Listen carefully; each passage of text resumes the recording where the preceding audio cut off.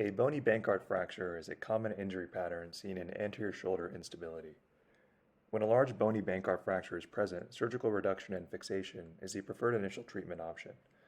Although both open and arthroscopic approaches exist, here we describe an arthroscopic technique for glenoid fixation using a posterior to anterior cannulated variable pitch headless compression screw for the treatment of an anterior bony Bankart fracture. Author disclosures are noted here. A comprehensive diagnostic arthroscopy is performed to evaluate for intra-articular pathology and to identify the bony Bankart lesion. When viewing from the anterior superior portal, the fracture is mobilized using a 15-degree tissue elevator, and any small, free bony and articular cartilage fragments are removed from the joint. The main fracture fragment must be completely free from the medial glenoid neck for anatomic reduction.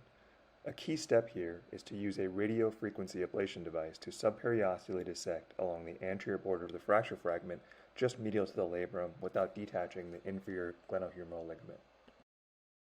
Next, a 5 mm transglenoid drill guide is placed through the posterior portal and hooked over the anterior aspect of the fracture fragment to aid in reduction. Once appropriate reduction has been achieved, the reduction is maintained with two 0.16-inch K-wires from the posterior to anterior direction through the double-barreled drill guide.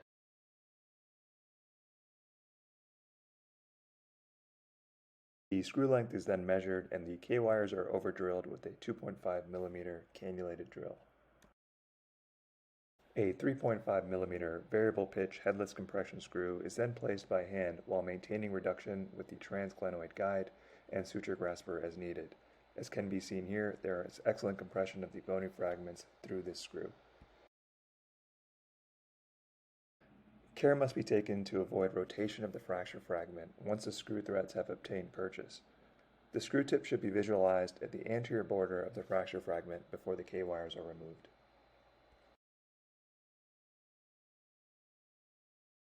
Once the screw has been tightened, reduction is evaluated. Excellent fixation is noted here with compression at the articular margin. The arthroscope is then moved to the posterior portal to start our labral repair. Labral repair is started at the junction of the fracture fragment and the native glenoid. In this case, we utilized 1.8 mm knotless suture anchors to secure the labrum. Suture anchors should also be placed at the superior and inferior borders of the fracture fragments to provide additional fixation. A remplissage may also be performed for additional stability.